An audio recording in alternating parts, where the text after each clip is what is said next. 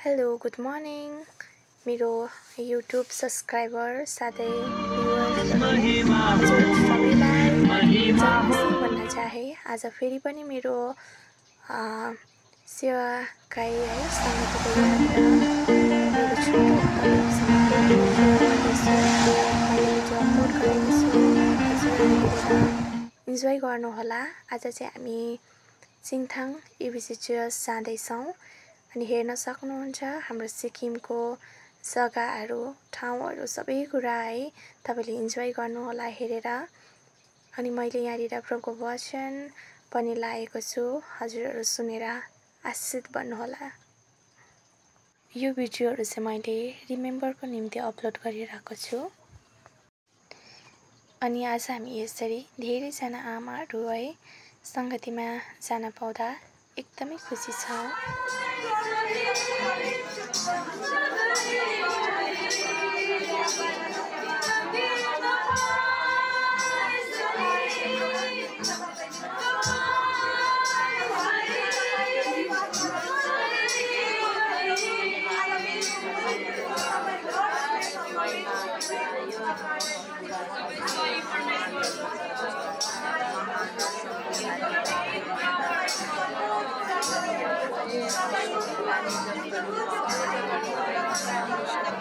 यो फुल भिडियो चाहिँ हजुरहरूले मेरो युट्युब च्यानलमा गएर हेर्नुहोला। हामी असाधारण रूपले परमेश्वरले हामीलाई बनाउनु भएको छ र ती आमाहरू चाहिँ धन्यको हुन् जसको गर्भमा परमेश्वरले हामीलाई रच्नु भयो र हाम्रो आमाहरूप्रति हामी धन्यवाद दिनुपर्छ जसले हामीलाई जन्माउनु भयो, जसले हामीलाई हुर्काउनु भयो, जसको गर्भमा चाहिँ हामी रचिएका परमेश्वरको सुन्दर सृष्टिहरू हौँ।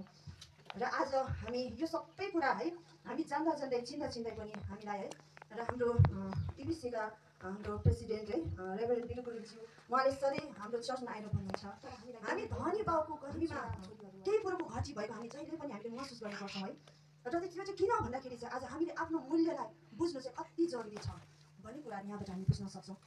र परमेश्वरले हामीलाई मैले भने असाधारण हामीलाई बनाउनु भएको छ, साधारण हामी होइन। उहाँले चाहिँ हामीलाई मास्टरपिस है, मास्टरपिस अफ गड भन्छ है। र परमेश्वरको चाहिँ हामी चाहिँ एउटा उहाँको चाहिँ त्यहाँनिर मास्टरपिसको मिनिङ चाहिँ मैले हेर्दाखेरि चाहिँ एक्सलेन्ट। आजको प्रभुको वचनबाट हामीले धेरै आशीष बन्न सकेका छौँ। आशा गर्छु हजुरहरूले पनि आशीषित बन्नुभयो भनेर। अनि यहाँ चाहिँ प्रभुको वचन सकेपछि चाहिँ यहाँ मण्डलीको एउटा नानीको बर्थडे रहेछ अनि हामीले बर्थडेको निम्ति प्रार्थनाहरू पनि गऱ्यौँ, छोटो सेलिब्रेसन पनि गऱ्यौँ। अनि यो मिठासका कुराहरू यहाँनिर रहनेछ, मिठासका कुरालाई म चाख्नेछ, महसुस गर्नेछ। पिता यो उनको जीवनको भविष्यका कुराहरू हुनेछ। पिता यो आशिष उनको जीवनमा हामी बोल्छौँ। यो कार्यक्रमलाई प्रभु अघि बढाउनमा प्रभु तपाईँ पिता परमेश्वरको हातमा समर्पण गर्दछौँ। पिता परमेश्वर धन्यवाद। यो कार्यक्रम तपाईँको हातमा सुम्पिँदै बिन्ती प्रार्थना गराउँदछु उद्धारकर्ता प्रभु येशू मसीहको नाममा।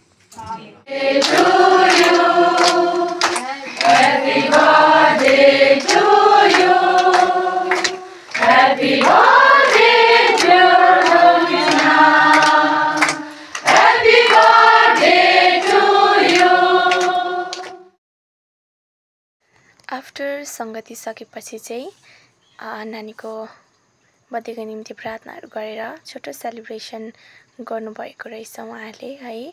अनि त्यो सकेपछि हामी यसरी निक्लिकन खाजाहरू खाइकन हामी आफ्नो आफ्नो घरको गन्तव्यतिर लाग्यौँ है।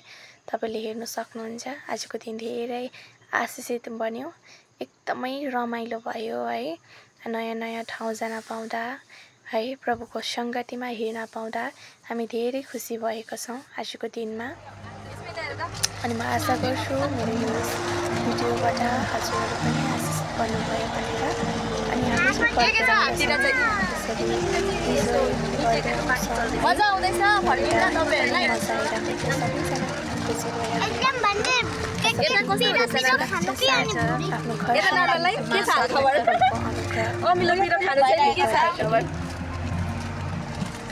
Hello Alexa.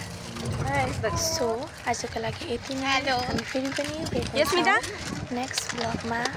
के खाने अब लगाइदिन्छ के खाने अब छैन नि पानी हाम्रो काकी के छ?